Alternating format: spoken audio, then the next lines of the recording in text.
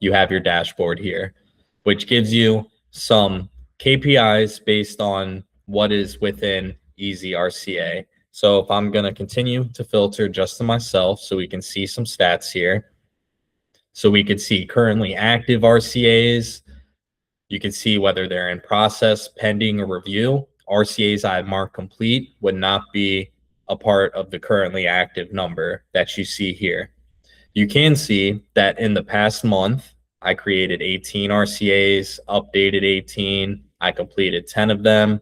You could see some insight into tasks, and you can download a task CSV, as well as the cost of failures.